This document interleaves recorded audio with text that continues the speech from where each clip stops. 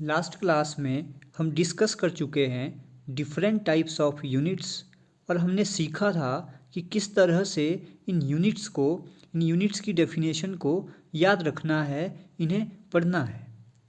आज हम बात करेंगे मेज़रमेंट ऑफ लेंथ के बारे में। लेंथ को मेज़र करने के हमारे पास दो तरीके हैं।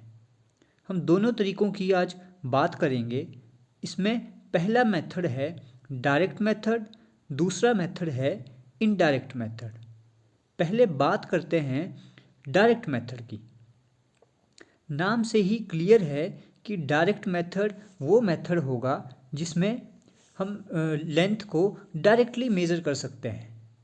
मीन्स जब हमारे पास जिन पॉइंट्स की हमें लेंथ मेज़र करनी है वो अप्रोचेबल हों, हम उस ऑब्जेक्ट के दोनों एंड पे खुद जा सकें। अगर ऐसे हम कहीं पे लेंथ मेज़र कर सकते हैं तो ऐसे मेथड को हम बोलेंगे डायरेक्ट मेथड। और डायरेक्ट मेथड मेज़र करने के हमारे पास बहुत सिंपल से तरीके हैं। वो तरीके क्या हैं? हम कोई एक मीटर स्केल ले लेते हैं और ऑब्जेक्ट के एक एंड पे खड़े हो जाते हैं, दूसरे किसी आदमी को बोलेंगे कि दूसरे एंड पे खड़ा हो जा, और वो मीटर स्केल लेके हम उसकी लेंथ नाप लेते हैं। अब हमारे पास यहाँ पर कई इंस्ट्रूमेंट हैं जिनकी हेल्प से हम मेज़रमेंट कर सकते हैं। पहले हमने बात की मीटर स्केल। मीटर स्केल आपका मेज़र कर सकता है अप टू 1 mm। अगर हम बात करें कि अगर इससे भी कोई छोटी लेंथ नापनी है तो हमारे पास एक और ऑब्जेक्ट है जिसको हम बोलते हैं वर्नियर स्केल। ये 0.1 mm तक मेज़र कर सकता है।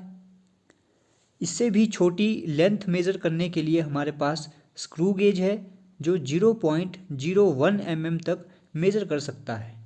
एक और हमारे पास इंस्ट्रूमेंट होता है स्फेरोमीटर। ये भी मिनिमम जो डिस्टेंस मेज़र कर सकता है वो है 0.01 mm।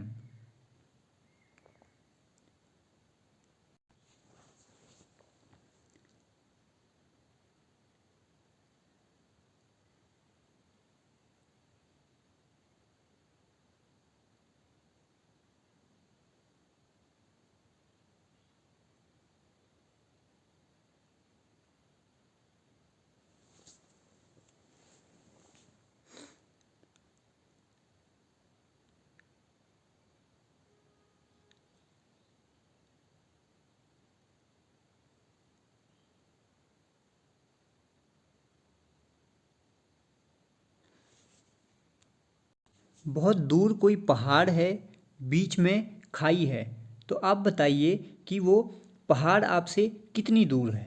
तो यहाँ पर हम डायरेक्ट मेथड यूज़ नहीं कर सकते, हम खाई में तो नहीं कूद सकते। तो यहाँ पर हम क्या यूज़ करेंगे? हम यूज़ करते हैं इनडायरेक्ट मेथड, और इनडायरेक्ट मेथड में भी हम यूज़ करेंगे वन डायमेंशनल फिजिक्स का। हम क्या करते हैं, हम कोई ऐसी चीज़ देखते हैं जो उस पहाड़ तक पहुंच सके। तो हमारे पास दो ऐसी चीज़ें हैं, एक है साउंड, दूसरी है लाइट।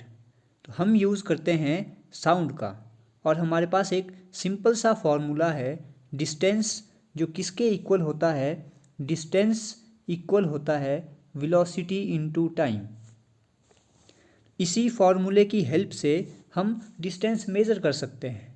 हमें स्पीड ऑफ साउंड पता है कितनी होती है, 330 मीटर पर सेकंड। तो हम क्या करेंगे, एक बुलेट फायर करेंगे सामने पहाड़ी की तरफ। स्पीड ऑफ साउंड हमें पता है 330 मीटर पर सेकंड है। जैसे ही बुलेट फायर हुई उसी टाइम हम अपनी स्टॉप वॉच स्टार्ट कर देंगे, और जब हमें उस साउंड की रिफ्लेक्शन वापस मिली तो हम अपनी स्टॉप वॉच को बंद कर देंगे।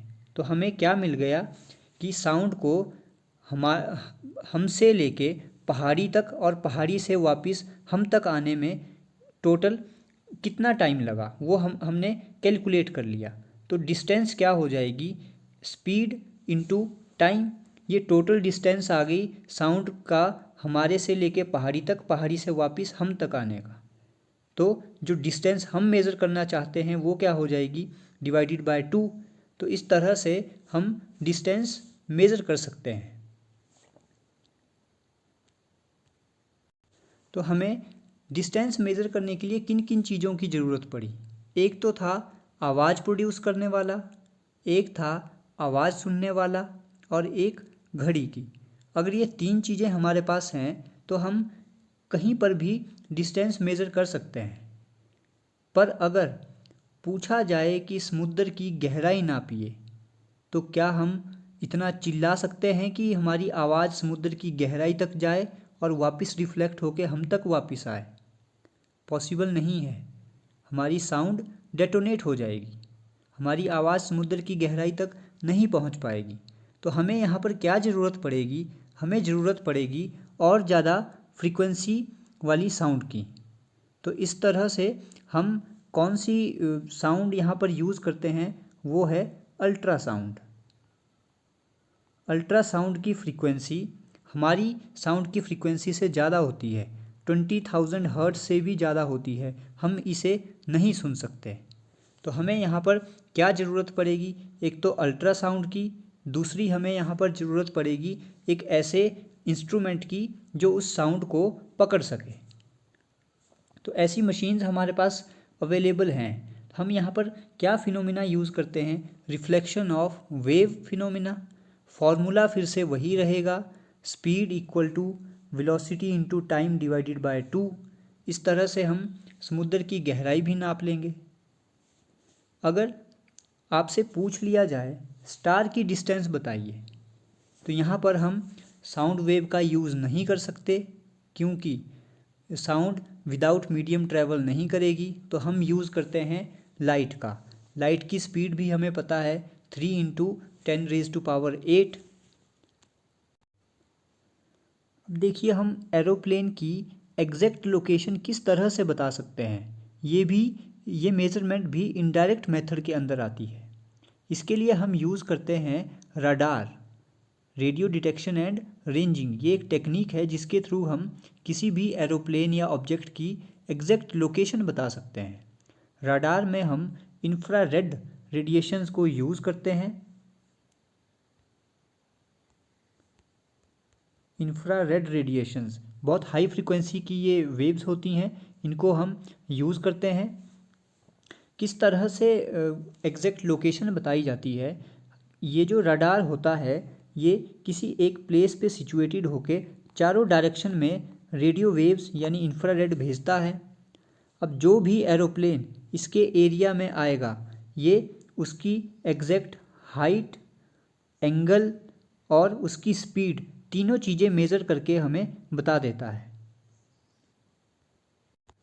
ये तो बात हुई वन डायमेंशनल फिजिक्स हम किस तरह से यूज़ करते हैं।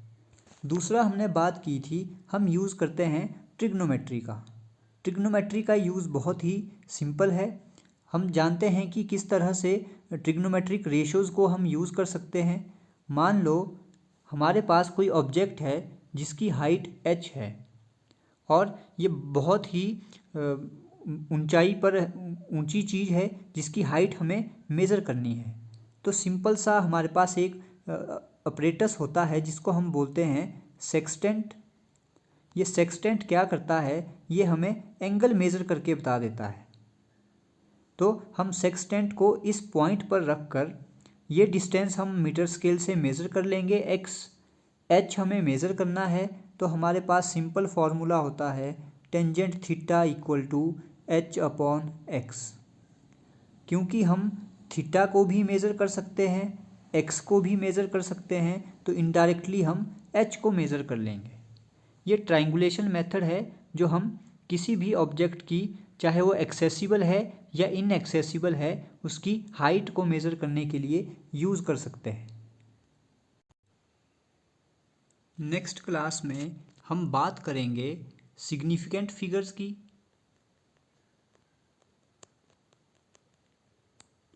और एरर्स एनालिसिस की। साथ में हम बात करेंगे डायमेंशनल एनालिसिस की।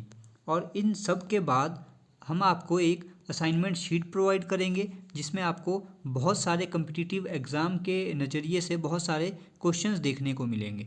Thank you.